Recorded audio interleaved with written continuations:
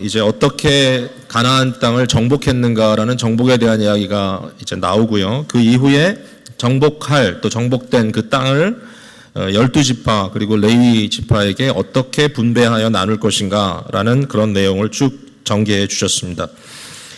결국 여호수아의 그 처음 시작했던 그 상황의 모든 목적이 이루어지고 오늘 23장 그리고 이어서 24장까지는 이제 결론적인 말씀인데 이제 그러면 어떻게 할 것인가?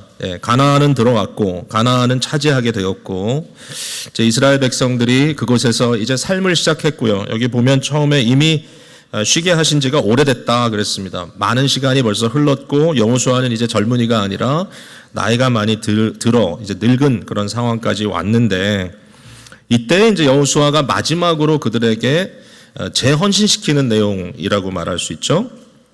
이러한 재헌신의 메시지 속에 그 여호수아의 고민은 뭐냐면은 가나안에 들어갔지만 과연 그 가나안의 삶을 잘 누릴 수 있을 것인가? 과연 이스라엘 백성들이 그곳에서 마땅히 저들에게 주어진 이 놀라운 행복, 이 놀라운 행운이죠 한마디로.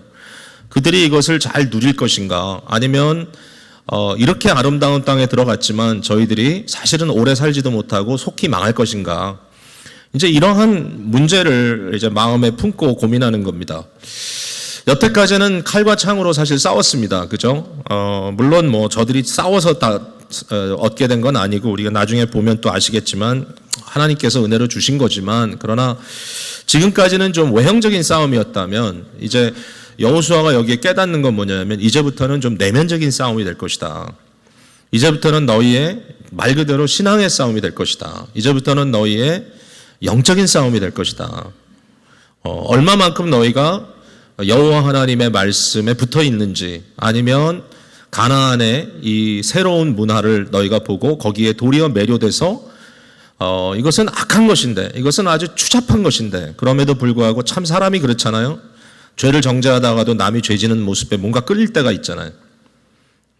선줄로 생각하면 넘어질까 조심하라. 아주 좋은 그런 어드바이스잖아요. 가나안의 모든 것은 더럽고 추한 것이고 하나님 보시기에 악한 것인데 그럼에도 불구하고 너희가 도리어 그들에게 마음을 두고 그 거짓된 신을 따라갈까 봐 거기에 마음을 둘까 봐 우려하면서 그렇게 하면 너희가 속히 망할 거다. 이렇게 말씀을 해주시고 있는 겁니다.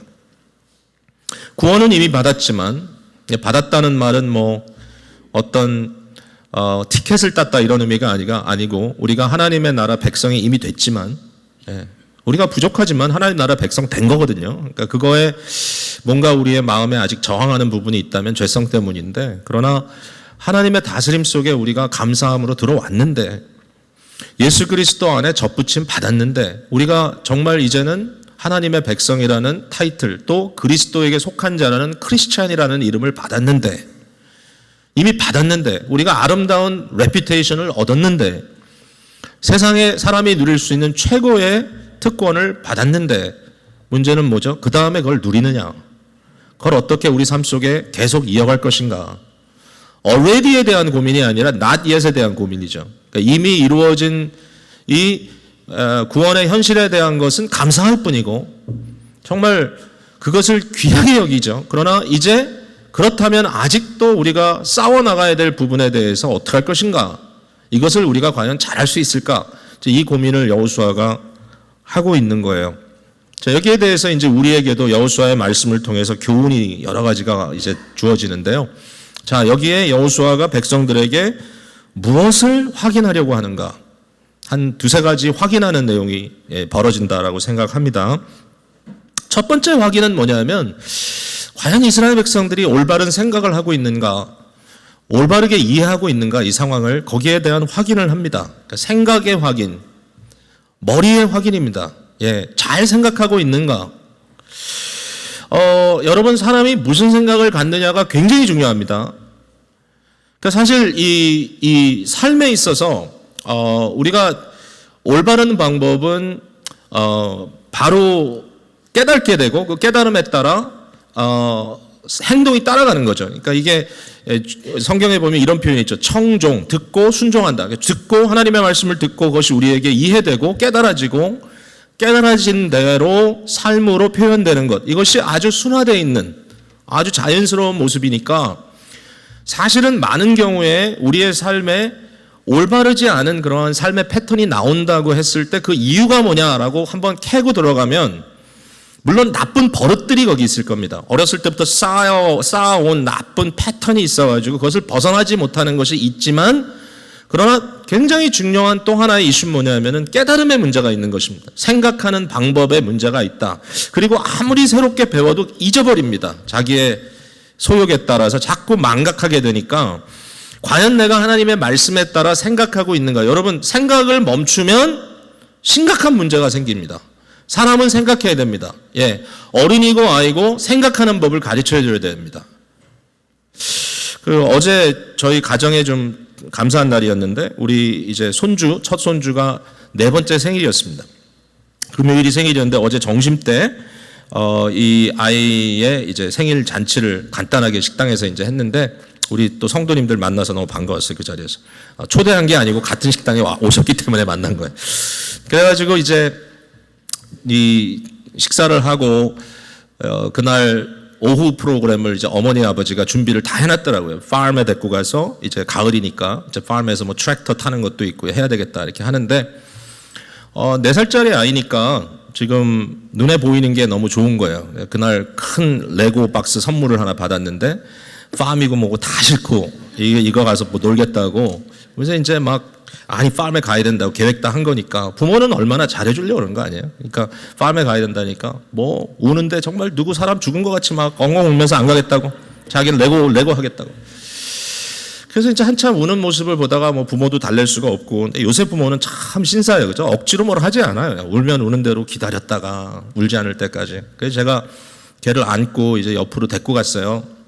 그리고서는 이제 어떻게 해요? 저는 사람들을 뭐 어떻게 잘 못하는데 뭐 따뜻하게 사랑할 줄도 모르는데 그래도 이해시키고 설득해야 되겠다 생각이 돼가지고 그 아이를 데리고 가슴을 이렇게 어루만지면서 얘기를 하기 시작했어요. 오해나, 부모는 너를 사랑한단다. 그리고 잘 생각해봐. 2가지를 다 가져야지 그게 이익이지. 팜도 가고 갔다 와서 또 레고하고. 근데 지금 만약에 레고하면 팜을 못 가니까 그건 너한테 손해고. 4살짜리가 뭐 이해했겠어요. 그렇지만 그렇게 설명하는 거, 저는 그게 되게 좋다고 생각해요. 좀 이해가 좀 안 되더라도, 그래서 뭐 한참 듣다가 지루해가지고 할 수 없이 항복을 하더라도 뭔가 생각하게 하고 판단하게 하고 성도로서 살아가는 그 이유, 방법 이런 것들에 대해서 고민하게 하고. 그래서 생각하는 교회가 문제 아니에요. 생각만 하고 아무런 행동도 안 하는 교회는 문제예요. 그러나 생각하지 않으면 행동하지 않아요. 그리고 생각 없이 행동하면 망해요. 그러니까 생각하면서 고민하면서 가야 돼요. 그러니까 오늘 말씀에 여호수아가 이스라엘 백성들에게 생각하라고 먼저 얘기하는 거예요. 너희들 생각해라. 뭐를? 가나안 정복이 어떻게 이루어진 거냐? 이 땅에 너희가 있게 된 것이 어떤 이유냐? 여기에 대해서 여호수아는 너무나 분명하게 23장, 24장에 이것이 전적인 하나님의 은혜임을 강조하고 있어요. 하나님이 싸우셨다는 말을 반복해서 합니다. 3절, 10절 오늘 읽은 내용 속에 하나님께서 강대한 나라를 쫓아내신 거지 너희가 차지한 것이 아니다. 여기 이제 어떤 얘기를 하시냐면 너희는 한 사람인데 한 사람이 1000명을 몰아내는 그런 말도 안 되는 전쟁을 하나님이 하게 하셨다. 너희 중에 한 사람만 대적을 하면 1000명이 나가 자빠졌다. 그게 어떻게 니네가 한 것이냐. 예, 중국 무술 영화 좋아하시는 분들은 한 사람이 수백 명씩 때려 눕히는 영화를 많이 봤기 때문에 혹시라도 그게 가능한다고 생각하시는지 모르겠지만 무술하신 분들은 다 아실 겁니다. 불가능합니다. 한 사람이 5명 싸우는 것도 쉽지 않습니다. 근데 한 사람이 1000명을 넘어지게 했다. 이게 어떻게 너희가 한 거냐. 하나님이 그들의 마음속에 두려움을 주시고 그들로 하여금 너희 앞에 떨게 하시고 그들로 하여금 너희를 스탠드할 수 없도록 만드셨기 때문에 그들이 쫓겨난 것이다. 이런 얘기를 합니다. 자, 그리고 24장으로 한번 가보셔가지고요. 자, 어디를 보시냐면은 11절을 한번 보세요. 예. 그러니까 요단을 건너 여리고에 이른즉 여리고성을 먼저 이제 갔잖아요. 여리고 주민들과 아모리 족속과 하면서 여러 이제 그 가나안의 족속들의 이름을 부르고 있고 너희와 싸우기로 내가 그들을 너희의 손에 넘겨줬다. 하나님께서 너희 손에 이들을 다 넘겨줬다. 그 다음에 12절 같이 읽어볼게요. 시작. 내가 왕벌을 너희 앞에 보내어 그 아모리 족속의 두 왕을 너희 앞에서 쫓아내 내게 하였나니 너희의 칼이나 너희의 활로써 이같이 한 것이 아니며 거기까지만 봐도 돼. 일단 굉장히 재밌어요. 하나님이 언제 왕벌을 보내가지고 그 사람들을 무찔렀죠? 왜 이런 표현이 여기 나오는지 몰라요. 왕벌. 이 왕벌이 도대체 무엇을 의미하는 건가? 누가 왕벌이에요? 누가 왕벌이에요? 잘 모르겠어요. 혹시 성경 연구하고 논문 쓴 분 있으면 요거 한번 써보세요. 이 왕벌이 누군지. 저도 잘 판단은 안 되지만 그러나 여기에 이것이 하나의 굉장히 큰 상징으로 나타나는 것 같아요. 하나님께서 이처럼 사람의 힘으로가 아니라 너희의 힘으로가 아니라 거대한 벌을 보내서 그 벌이 가지고 있는 그 바늘을 가지고 그들을 다 두렵게 쏘았다. 하나님이 하신 것이다. 그리고 너희는 너희의 칼이나 너희의 활로써 싸워서 이긴 게 아니다. 그뿐만이 아니에요. 13절로 넘어가면 너희가 수고해서 얻은 땅이 아니다. 너희가 건설하여 얻은 성읍들이 아니다. 너희가 심어서 얻은 포도원이나 감람원의 열매가 아니다. 너희가 가나안에 들어갔을 때 세팅이 다 돼 있었다. 너희가 싸워서 간 것도 아니에요. 너희가 수고해서 얻은 것도 아니에요. 너희가 건물을 열심히 지어가지고 건물이 쓴 것도 아니고 너희가 열심히 농사 지어가지고 열매를 먹은 것도 아니다. 마치 하나님께서 아담과 하와를 창조하시고 에덴 동산을 아름다운 동산으로 만드시고 그 동산에 들어가서 그들이 거하게 하신 것처럼 가나안 동산을 만드시고 적과 꿀이 흐르는 땅을 만들어주시고 그들이 그곳에 들어가서 그것을 take advantage 할 수 있도록 그것을 누릴 수 있도록 이렇게 하셨다. 너희가 기도하고 간구하고 너희가 그토록 사모하던 것을 하나님께서 은혜로 주셨다. 너희가 가진 것은 다 하나님께서 주신 것이다. 자, 여러분 여기까지 딱 들으면 여러분 생각 어떻습니까? 제가요 이거 진짜 놀라운 사실인데요. 제가 예수 믿는 사람들하고 얘기를 나눠보면요 거의 동일한 게 있어요. 어떤 사람들은 인생이 참 힘들고 고달픈 일이 많았어요. 지금도 좀 힘들고 고달픈 일을 겪는 분도 계시고요. 참 사는 게 쉽지 않다. 내가 어렸을 때부터 참 고생을 많이 했다. 그런 얘기들을 하시는데도 그분들과 얘기를 나누다 보면 전부 다 똑같은 결론을 내리세요. 뭐냐면 내가 지금 이렇게 사는 것은 다 하나님의 은혜다. 그렇게 다 얘기해요. 그 어려움을 겪고 나온 것도 하나님의 은혜고 그때 망할 줄 알았는데 그래도 오늘까지 이렇게 꾸려 나온 것도 하나님의 은혜고 내가 병들어 죽을 줄 알았는데 그래도 지금까지 이렇게 살아있는 것도 하나님의 은혜고 내가 골골하지만 그래도 살아있는 게 은혜다. 우리 아이들이 좀 어떨 때 말썽도 피웠지만 그래도 이만한 게 은혜다. 그러니까 전부 다 예수 믿는 사람들의 마음에 가지고 있는 기본적인 생각은 뭐냐면은 하나님의 은혜가 아니고는 내가 이렇게 살 수가 없는 거구나라는 생각을 다 하고 계시다는 거예요. 여러분 아멘입니까? 맞아요. 이게 깨달음인 거예요. 은혜가 아니면 안 된다. 은혜가 아니면 이런 것은 있을 수가 없다. 결국은 내 모든 삶의 누림이 은혜였다. 그 은혜를 망각하는 순간에 우리는 굉장히 무미건조하고 불행한 삶을 삽니다. 그러나 행복한 삶을 살 수 있는 가장 중요한 지름길은 감사를 마음속에 품고 사는 것입니다.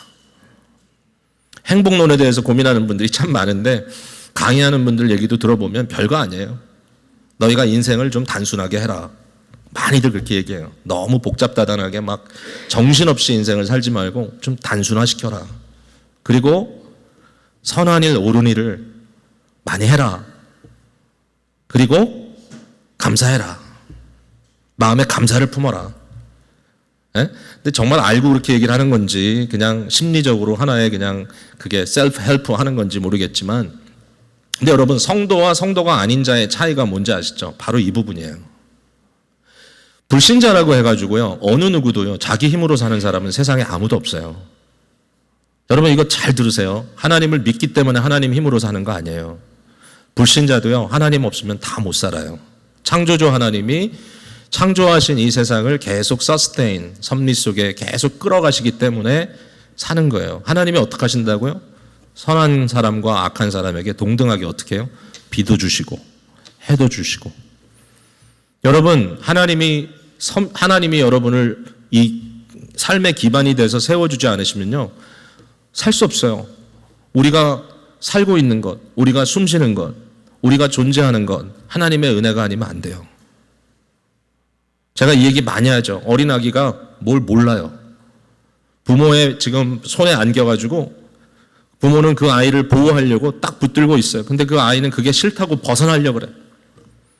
그리고 심지어는 자기를 붙들고 있는 아버지의 뺨따기를 탁탁 때리면서 놔 그러면서 해요.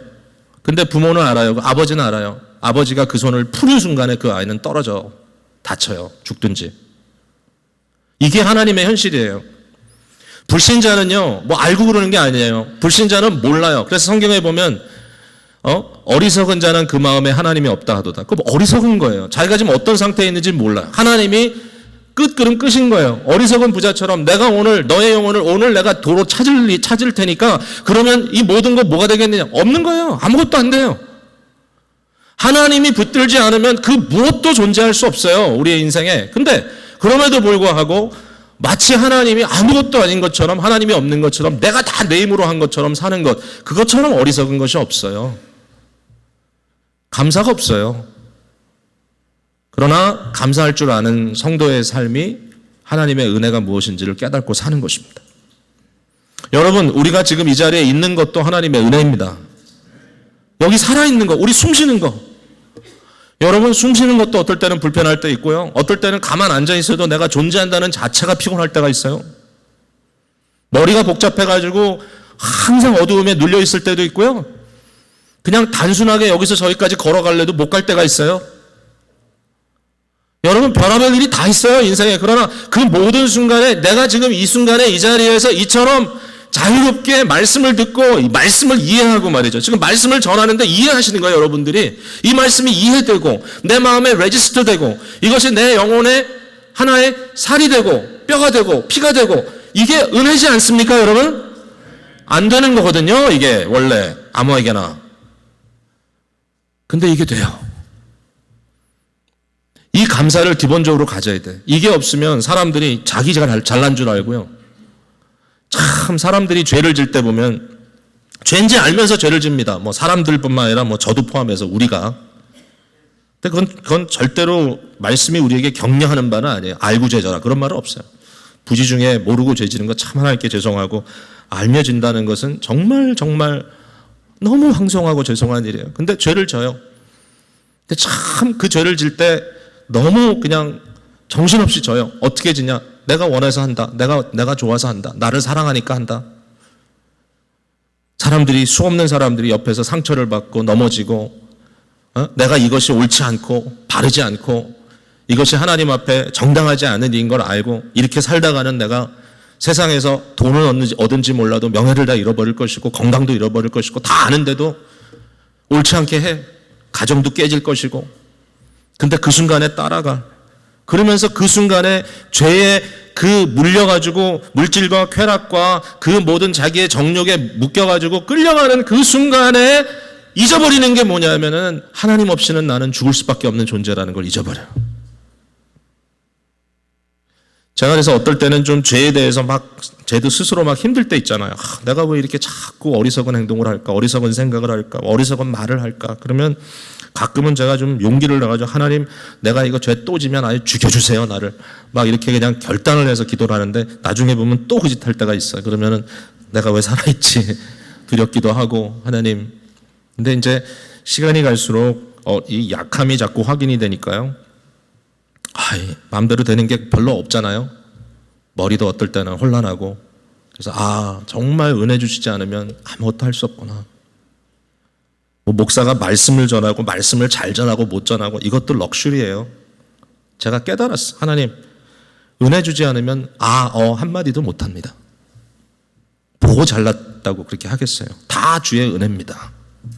이걸 깨닫는 거죠. 그 감사가 우리 속에 넘칠 때 우리는 바른 생각을 한다, 이렇게 할 수 있죠. 그 다음에 두 번째로 여호수아가 확인하려고 하는 것은 올바른 사랑입니다. 올바른 사랑. 이 올바른 사랑이라는 표현이 좀 그렇죠. 자, 11절 말씀, 이제 전체적인 흐름 속에 나오는 말씀인데 11절에 그러므로 스스로 조심하여 너희의 하나님 여호와를 사랑하라 그랬습니다. 자, 이런 우리의 삶을 전적으로 책임지시고 우리를 붙들고 계신 하나님을 사랑하는 건 너무 당연하죠. 그 하나님을 내가 사랑하지 않으면 나는 어리석은 거죠. 근데 여기 보니까 스스로 조심하여 여호와를 사랑하라 그랬습니다. 스스로 조심하라. 사랑을 하는데 무슨 조심성이 필요합니까? 사랑하면 되지, 열정적으로.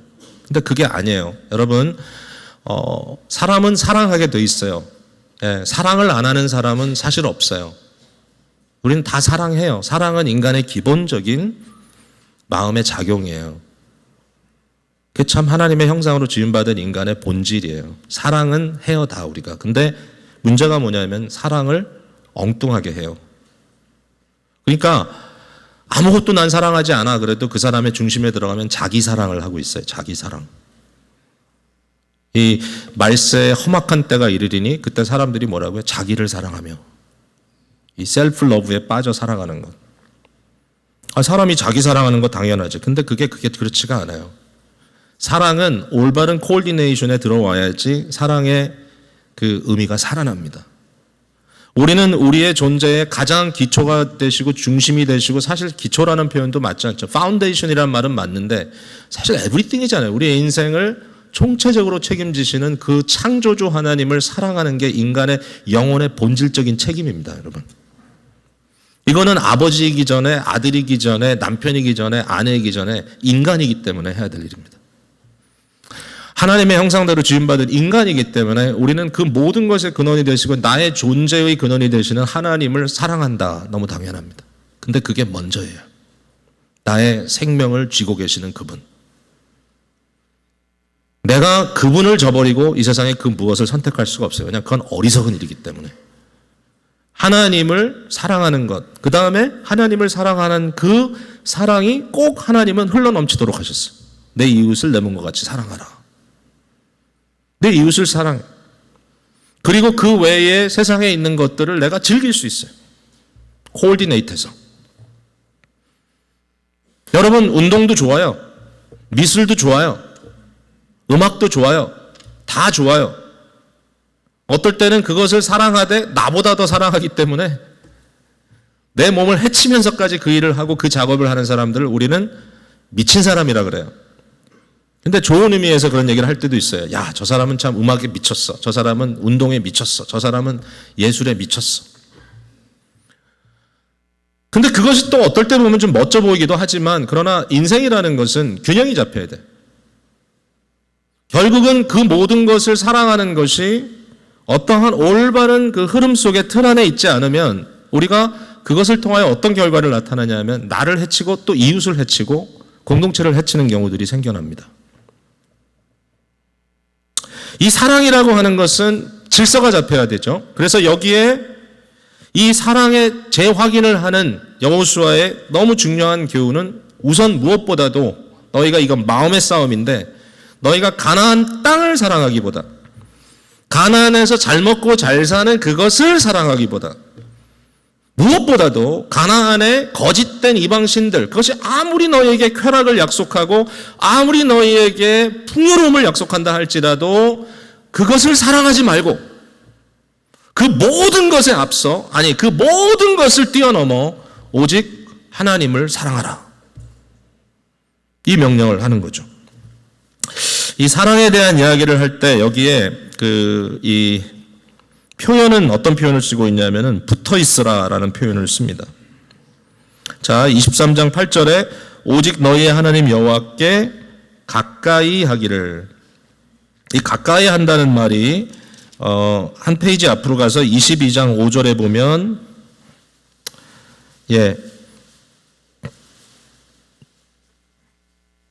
여러분 다 피시네요. 오직 여호와의 종 모세가 너에게 명령한 명령과 율법을 반드시 행하여 너희의 하나님 여호와를 사랑하고 그의 모든 길로 행하며 그의 계명을 지켜. 그 다음에 같이 읽죠. 시작.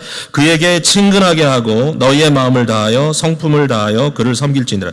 여기에 그에게 친근하게 한다, 이 친근하다라는 말과 좀 전에 23절에 읽었던 가까이 한다라는 말이 동일한 단어, 다박이라는 단어입니다. 다박. 이 단어를 여호수아가 좋아한 것 같아요. 이 다박이라는 단어를 쓰고 있는데 이 다박이라는 단어가 성경 어디에 또 이제 등장을 하냐면 좀 많이 나와요, 이게. 가까이 있다, 머문다, 뭐 이런 의미가 있는데 이걸 좀 더 강한 의미로 이야기할 때 어디서 이제 그걸 찾냐 하면은 이런 겁니다. 창세기 2장에 남자가 사람이 부모를 떠나 어머니와 아버지를 떠나 그 아내와 하나가 될지니 그랬죠. 거기에 떠난다는 말을 이제 영어로는 그게 참 이렇게 표현하고 있어요. 그 아마 킹 제임스 표현이죠. You shall leave your mother and father, and cleave to your wife. 그러니까 굉장히 이건 중요한 그 결혼의 아주 그 데피니션이죠. 결혼의 데피니션. 여기에 그 성경적인 원리에 보면 여자가 떠나는 게 아니라 남자가 떠나는 겁니다. 이거 들으면 섭섭하실 분들이 계시겠지만 제가 좀 자신 있게 얘기하는 것은 저희는 아들밖에 없기 때문에 얘기해도 뭐 크게 상처받을 거 없으시기 바랍니다. 이게 떠난다는 말을 오해해서는 안 돼요. 떠난다는 말은 부모를 상관하지 말라 그런 표현 아니야. 어디 그런 게 있어. 내 부모를 공경하라 그랬지. 근데 여기 떠난다는 말은 뭐냐면 더 이상 부모의 주인된 그 주권 앞에 네가 그 안에 속해 있는 것이 아니라 이제는 네가 하나님 앞에 홀로 서서 너의 가정의 머리가 되라. 가정을 책임져라 이거죠. 더 이상 부모에게 책임을 넘기는 것이 아니라 이제는 내 책임이다. 이게 이제 결혼이죠. 결혼하는 사람은 leave 그다음에 뭐죠? cleave. 이 cleave가 중요합니다. 붙어 있으라. 이게 바로 다바크입니다. cling 딱 붙어 있어라. 내 하나님 여호와께 붙어 있어라.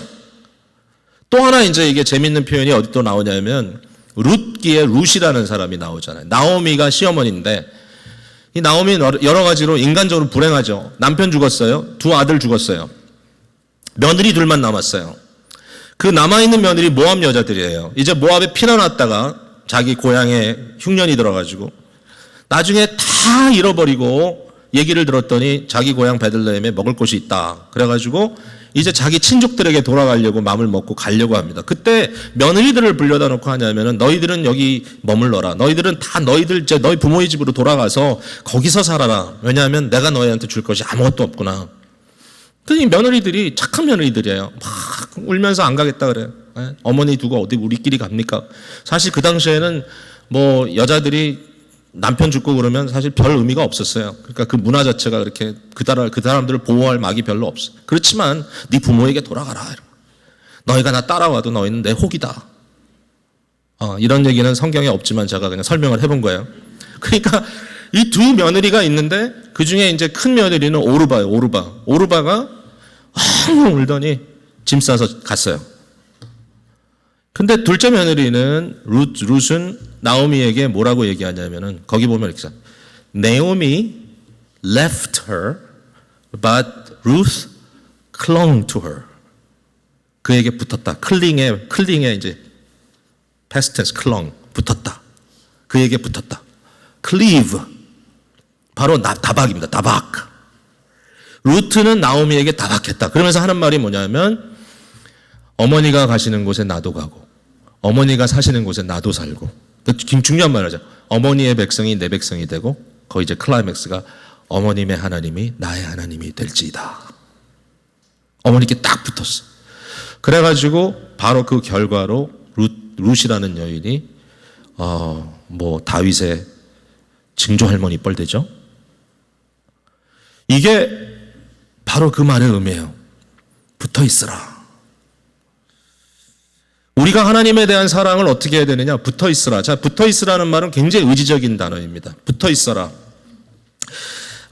만약에 너희가 너희의 죄성에 붙어 있으면, 만약에 너희가 남은 가나안 족속들의 그 죄악된 삶에 붙어버리면 어떤 일이 생기냐? 그들이 너희에게 올무가 되고 덫이 되며 너희의 옆구리에 채찍이 되고 너희의 눈에 가시가 되어 마침내 너희가 이 아름다운 땅에서 누리지 못하고 망할 것이다. 그러나 너희가 여호와께 붙어 있으면, 너희가 여호와께 매달려 있으면 너희가 살리라. 이렇게 의지적인 말씀을 우리에게 주셨는데 과연 우리가 어떻게 하나님께 붙어 있느냐? 주님, 내가 무슨 힘이 있어서 하나님께 붙어 있습니까? 이걸 오늘날 우리가 어떻게 해석을 해야 된단 말입니까? 우리의 끈기와 우리의 의지를 가지고 우리가 하나님께 붙어 있을 수 있나요? 그러나 예수님께서 우리에게 이렇게 명령하십니다. 나는 포도나무요, 너희는 가지라. 내게 붙어있는 가지는 열매를 많이 맺고 나를 떠나서는 너희가 아무것도 할 수 없느니라 그랬잖아요. 그러니까 붙기는 붙어야 돼, 어떻게 해서든지. 그럼 어떻게 하느냐? 이 방법은 성경이 우리에게 가르쳐주는 방법이에요. 좀 신학적인 표현이지만 제가 하이델베르 요리문답을 인용하면서 지난주에도 성찬 때 이 얘기를 했어요.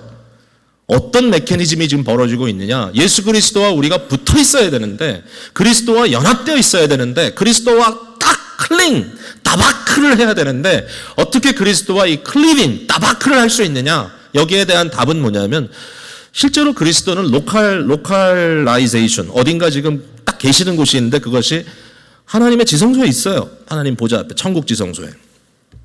거기 계신 주님과 여기 있는 우리가 어떻게 하나가 되느냐, 거기에 대해서 이렇게 설명하고 있어요. 한량없이 부음받으신 성령, 성령의 부음받으신 그리스도. 그리스도는, 예수 그리스도는 어떤 분이냐? 성령을 한량없이 받으신 분이다. 예수 그리스도는 성령의 사람이다. 그리스도가 사실 어떻게 표현해? 삼위일체의 관계는 사실은 이게 표현이 이렇게 표현해도 저렇게 표현해도 다 뭔가 이렇게 좀 부족한 부분이 있는데 이게 다 연결되어 있기 때문에. 근데 성령님은 그리스도의 영이고 그리스도는 그 성령의 온전히 기름 부음 받으신 진정한 의미에서의 왕이요, 제사장이요, 선지자이신 그분인데, 충만하게 임재하신 그 성령, 그리스도 안에 계신 성령께서 어디도 계시냐? 우리 안에도 계신다. 그 같은 성령이 그리스도 안에 계시고 우리 안에 계신다. 자, 여기 그리스도가 계시고 여기 우리가 있습니다. 이거 어떻게 연결하죠? 마치 클립을 하나 껴가지고 두 개를 연결해 놓듯이 그리스도께 연결되고 우리에게 연결돼 있다. 딱 연결돼 있다. 그러면 이 연결된 고리인 성령께서 우리 안에 어떻게 거하십니까? 거기에 대해서 성령께서 초자연적으로 우리의 심령에 역사하셔서 우리 안에 주시는 큰 은혜의 결과가 있어요. 그게 믿음이에요. 믿음. 믿음은 뭐냐? 믿음은 거룩한 의지예요. 그렇게 설명해도 돼요. 믿음은 그리스도와 우리를 하나로 붙여놓는 본드예요. 본드. 믿음은 선물이에요. 우리 스스로 만들어내는 것 아니고요. 우리가 믿음이 있다는 걸 어느 순간에 깜짝 놀라서 느끼는 거예요. 내가 터득한 거 아니에요. 내가 돌을 닦아가지고 어느 순간에 뻥 하고 터진 게 아니에요. 그런 것보다 훨씬 더 궁극적으로 하나님의 편에서 우리에게 주시는 겁니다. 믿음은. 탕자가요, 돼지 먹는 음식을 먹다가 그 탕자의 비유에 보면 He came to his senses 그랬습니다. 그의 머릿속에 제 생각이 돌아왔습니다. 여러분, 제가 요새 요 기도하는 사람이 교회 몇 명 있어요. 제 생각을 좀 되찾게 해주십시오 하면서 기도하는 사람이 있어요. 제가 여러분 당사자라고 생각하시면 뭐 은혜로 받으세요. 네. 이게 또 말해놓고 책임 못 질 생각을 해요. 뭐 항상 제 자신도 그렇고 지금 막 굉장히 어려운 그 죄의 문제에서 허덕이고 있고 뭔지 몰라도 마음이 강팍해져서 여기서 나오지 못하는 그런 상황 속에서 계속 지금 뭔가 곁길로 가고 있는 그런 모습이 보이면 무슨 방법이 있겠어? 아버지 하나님, 탕자의 비유에 나오는 것처럼 Let him come to his senses. 마음에 하나님의 믿음이 그 마음속에 불릴 듯 일어나게 해 주시옵소서. 무슨 방법이 있겠어? 근데 그 믿음이 있으면 그 믿음이 그리스도와 우리를 연결시키는 성령의 역사 우리 속에 딱 들어와 맞는 거예요. 딱 맞게 돼 있어요. 믿음 때문에. 근데 이 믿음은 그냥 있다로 끝나지 않아요. 믿음은 성숙되어 가요. 이 믿음을 우리 속에 계속 불릴 듯 일으켜야 돼요. 그게 뭐냐? 은혜의 방편들을 통해서 우리 속에 믿음이 자꾸만 역사하도록 해야 돼요. 이건 또 우리에게 주신 거예요. 믿음을 일단 받았으면 그 믿음을 활용해야 돼요. 이 구절도 뭐 유명한 구절이긴 하지만 여러분 좀 안 믿는 것 같아가지고 지금 제가 한 얘기를. 자, 히브리서로 한번 가볼까요? 제가 이거 찾을 수 있을 거야 아마. 히브리서 4장이죠. 네, 4장에 신약성경 끝부분으로 가셔 355페이지 4장 2절 말씀 제가 읽어볼게요. 그들과 같이 우리도 복음 전함을 받은 자이나. 자, 같이 읽어봅시다. 시작, 2절 시작. 그들과 같이 우리도 복음 전함을 받은 자이나 들은 바 그 말씀이 그들에게 유익하지 못한 것은 듣는 자가 믿음과 결부시키지 아니함이라. 예. 말씀은 은혜의 방편 중에 최고의 방편입니다. 그죠? 말씀, 성례, 기도. 이 하나님의 말씀이 우리에게 들어왔을 때 듣는 자가 뭐를 해야 되죠? 믿음과 결부시켜야 그 열매가 맺어진다. 그러니까 말씀을 끊임없이 우리의 믿음과 인게이지를 해야 됩니다. 그래서 믿음을 계속 연습해야 됩니다. 믿음이 덜해지지 않도록, 믿음이 이렇게 날이 다 죽지 않도록, 무뎌지지 않도록.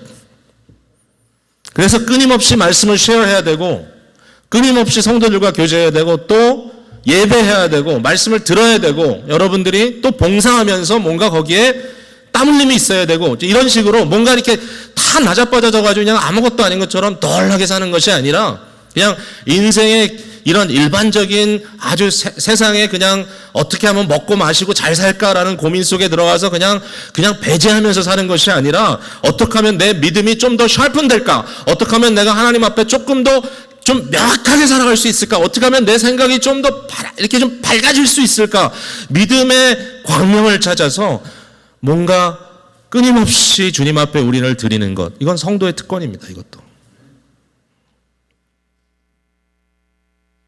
자, 이제 마지막 한 포인트만 더 하고 말씀 맺겠습니다.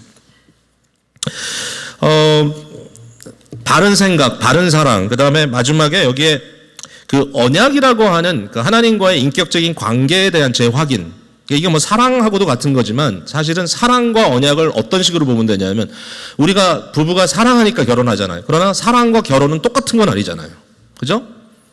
사랑하니까 결혼하지만 결혼이란 것은 또 거기에 어떤 공적이고 공개적이고 포멀한 부분이 있는 거잖아요. 그게 언약입니다. 하나님과 우리 사이에 언약을 맺었는데 근데 이 언약이 그저 맺은 언약이 아니라 이것이 상호적인 언약이란 말이죠.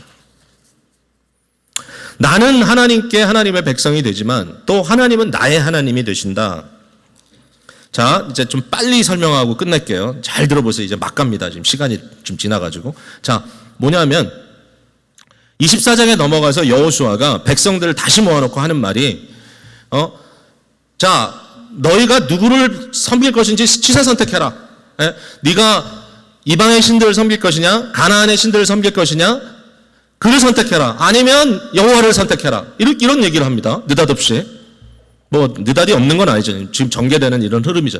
여기에서 여호수아가 하는 말이 나와 내 집은 여호와를 섬기겠다. 자기가 이렇게 선택하겠다. 그러면서 언약을 새롭게 하겠다. 이렇게 얘기를 합니다. 자, 이때의 백성들이 이 말을 듣고 뭐라고 답을 하냐면 우리도 여호와를 섬기겠다 그럽니다. 자, 여러분 저희 거기까지 얘기했어요. 24장 19절을 한번 가보세요. 19절. 24장 19절.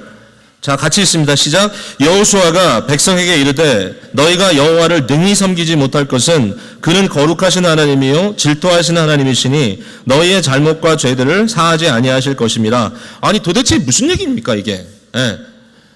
나는 여호와를 섬기겠다 해놓고 너희도 섬겨라 해놓고 백성들이 우리가 섬기겠습니다 그랬더니 아니 너희들은 못 섬긴다 이렇게 얘기를 한다는 말이야. 여기서 여호수아가. 이게 도대체 무슨 얘기냐? 여러분 성경에 이렇게 좀 이해 안 되는 말씀이 있거든. 너무 억지로 풀려고는 하지 마세요. 넘버 원, 넘버 투. 그러나 내가 이렇게 일상적인 생각을 가지고 좀 이해가 안 되는 부분이 딱 나오면 아 여기에 어떤 중요한 비밀이 있구나라고 한번 기대해 보세요. 근데 이 말씀 가지고도 제가 좀 고민해 봤어요. 아니 이게 말이 안 되지. 헌신하라고 해놓고 헌신하겠습니다 하니까 너희는 안 돼. 이게 무슨 얘기냐. 자, 지금 오해를 하는 거예요. 이 사람들이. 이게 이제 여기 기록되어 있는 거예요. 자, 엘리야가 갈멜산에 올라가서 백성들에게 똑같은 얘기를 합니다. 너희가 바알을 섬기려면 바알을 섬겨라. 하나님을 섬기려면 여호와 하나님을 섬겨라. 언제까지 둘 사이에 머뭇머뭇거리겠느냐. 백성들이 머뭇머뭇거려요. 어떻게 할지를 몰라요. 근데 여호수아는 여기에서 굉장히 단호한 거예요. 뭐라고 얘기하느냐. 너희가 이 두 가지 중에 하나인 여호와를 선택하는 거 그런 거 아니다. 여호와를 그렇게 선택하는 게 아니다. 여기에 현격한 차이를 얘기하고 있어요. 하나님은 어떤 하나님이냐? 하나님은 거룩하신 하나님이요. 하나님은 질투하는 하나님이다. 아니 질투하는 하나님이라는 얘기가 왜 갑자기 등장합니까? 바로 그게 이유입니다. 여러분 돈을 섬길래 하나님 섬길래 그거 되게 저질적인 질문입니다. 왜냐하면 하나님은 거룩한 하나님이에요. 모든 만물 위에 뛰어나신 하나님이에요. 모든 신들 위에 뛰어나신 하나님이에요. 그걸 옆에다 놓고서는 비교하면서 그래 오늘은 이거 내일은 저거 그런 거 없어요. 그렇게 하나님을 선택하는 거 아니에요. 하나님은 거룩한 하나님이에요. 여러분 돈을 갖다 대고 그 중에 둘 중에 하나 선택 그런 거 아니에요. 사실은 그게 아니에요. 우리가 세상에서 누릴 수 있는 한두 가지를 하나님 곁에 놓고 그걸 비교해 놓고서는 내가 이거 선택 저거 선택 그거 아니에요. 그런 식으로 하나님을 선택할 수가 없다. 왜냐하면 이것은 언약의 하나님이시기 때문입니다. 거기에 질투라는 말이 나옵니다. 질투. 여러분 바알이라고 하는 신이요 가나안 신인데요. 가나안 신의 바알은요 질투 못합니다. 바알은 질투를 못해요. 왜냐하면 바알은 비와 천둥과 번개의 신이에요. 비와 천둥과 번개는 자연의 조화에 따라 움직일 뿐이에요. 모든 우상들은 목석이라 했어요. 나무와 돌이라 그랬어요. 그들은 질투할 수 없어요. 그들은 언약을 맺지 않아요, 사람들하고. 그들은 그냥 있어요. 우리가 필요에 따라서 가끔 사용할 뿐이에요. 그렇게 선택하라는 얘기가 아니에요. 그런 선택은 무의미하다는 거예요. 하나님은 여러분들이 필요할 때 선택하고 없을 때 아닐 때는 그냥 내려놓는 게 아니에요. 여러분 하나님은 어떤 하나님인지 아시죠? 인격적인 하나님이에요. 돌도 아니고 나무도 아니에요. 비, 바람, 구름도 아니에요. 하나님은 누구냐? 여러분 추궁하시는 하나님이에요. 지금 여러분 올바르지 않아요? 하나님 앞에? 지금 하나님이 말씀 통해서 여러분 지금 막 추궁하고 있는 거예요. 하나님은 인격적인 분이에요. 그래서 질투해요. 아내는 남편을 질투해야 돼요. 남편은 아내를 질투해야 돼요. 질투하지 않으면 사랑이 식었든지 이미 딴짓하고 있는 거예요. 질투해야 돼, 질투. 왜 질투하느냐? 살아있기 때문에. 인격적이기 때문에. 인격적인데 무시당하면 질투하게 돼 있어요. 하나님은 인격적인 신이에요. 너희가 그렇게 선택하는 게 아니에요. 하나님은 우리에게 오셔서 언약이라고 하는 체계를 맺어주시고 내가 너의 하나님이 되고 너희는 나의 백성이 되리라. 이런 인격적인 관계 속에서 주님과 함께 살아가는 겁니다. 여러분 미국이라는 나라가 참 재밌는 나라죠. 이 미국은 참 기독교 나라인 것 같은데 사실 그 미국을 처음에 이제 헌법 쓰고 이런 토마스 제퍼슨이나 이런 분들의 신앙을 들어가 보면 이게 인격적인 하나님에 대한 신앙이 좀 아니에요. 이걸 소위 말하는 디이즘이라 그래요. 이신교라 그래요. 이게 뭐냐면 하나님이 천지를 창조한 거 믿어요. 그 하나님이 존재하는 거 믿어요. 그러나 뭘 좀 믿지 않냐면 그냥 기계적으로 이 세상이 돌아가는 이 원리와 법칙에 따라서 돌아가는 것이지 하나님이 매번 개입을 안 해요. 이분들 마음에는. 그냥 그 다음부터는 우리가 그냥 이걸 잘 꾸려가는 거예요. 미국의 신이 디이즘의 신입니까? 프라그매틱하게 우리의 필요만 채워주는 내가 필요할 때 갖다 쓰는 정도? 그리고 그 하나님은 나의 인생에 사실 크게 별로 관여하지 않는다. 오늘날 미국에 살고 있는 기본 일반 소위 복음주의 신앙인들에게 가서도요 물어보면 신앙에 여러 가지 답이 나와요. 예? 이렇게 얘기해요. 착한 사람은 천당 가고 나쁜 사람은 지옥 간다. 하나님은 우리의 삶에 일일이 개입하지는 않으시지만 왜냐하면 사람은 스스로 돕는 자가 결국은 되니까. 뭐 그런 거예요. 그냥 선하게 살고. 근데 저는 가끔 이 개혁주의 신앙이라는 우리의 그 기본적인 틀 속에 하나님의 절대적인 섭리를 이야기하고 인간의 좀 자유의지에 대한 것을 물론 구원에 있어서 우리의 선택 여지가 없어요. 그건 하나님께서 우리를 구원하신 거죠. 그러니까 그 은혜라는 말은 100% 맞아요. 그러나 혹시라도 오늘날 서구교회의 이러한 그 신앙의 패턴이 마치 아주 딱딱하게 굳어있는 포멀한 아주 형식에 온전히 빠져있는 이 서구적인 교회들이 뭐 다는 아닙니다. 어떤 교회들이 그 매너리즘에 딱 빠져있는 교회들이 가지고 있는 신앙의 패턴이 뭐냐라고 했을 때 혹시라도 좀 이교적인 이신교적인 그러한 패턴이 아닌가라는 의심이 들 때가 있어요. 과연 이 사람들 하나님 살아계신 거 믿어? 과연 하나님이 우리의 삶에 날마다 개입하신다는 건 믿어? 내가 오늘 살고 이렇게 가는 모든 것에 하나님의 실제적인 역사가 없이는 아무것도 이루어지지 않는다는 걸 믿어? 매일매일 기도 속에 말씀 묵상 속에 주님과 교통하는 것이 얼마나 행복하고 아름다운 일인지를 과연 알고 있어? 여러분 중에 신앙은 좋다고 생각하는데 기도 안 하는 분들 계시죠? 여러분 중에 신앙은 좋다고 생각하고 나는 아주 굉장히 좋은 정신 의지를 갖고 있고 나는 아주 좋은 그런 생각을 품고 사는 사람이야 라고 스스로 생각하지만 말씀 안 보는 분들 계시죠. 매일매일 주님 안 찾는 분 계시죠. 왜냐하면 나는 건강하게 살아간다고 생각하니까. 혹시 여러분 디이스트 아니에요?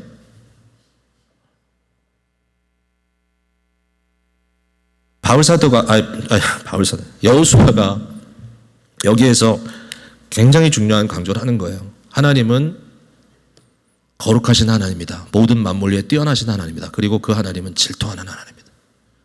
이 말이 신약 성경에 어떻게 써 있죠? 너희 안에 계신 성령께서 마음으로 투기하신다. 하나님 성령께서 우리 속에 근심하신다. 이렇게 살아계신 하나님, 역사하시는 하나님, 오늘도 우리에게 가까이 계시는 하나님, 우리를 부르시는 하나님, 사랑이라고 하는 관계 속에 클링잉 하시는 하나님, 우리도 그에게 클링잉하는 믿음의 삶, 이런 것들이 지금 여호수아가 하는 말이 이것이 가나안에서 잘 사는 방법이다.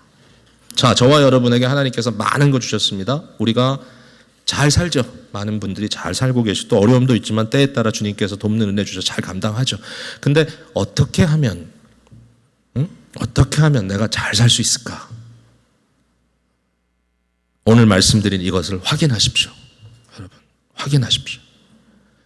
아주 그냥 열심히 일해가지고 좋은 집을 서버브에 사가지고 가꾼 좋은 데 사가지고 그토록 꿈꾸고 기다렸던 큰 집 마련해가지고 잘 살기 위해서 집 사가지고 들어갔는데 들어가자마자 부부관계는 싸늘해지고 들어가자마자 자녀들은 자기 방 하나씩 차지하고 문 걸어 잠그고 들어오지도 못하게 하고 그러면 결국은 뭐예요? 집은 샀는데 가정은 없어진 거잖아요.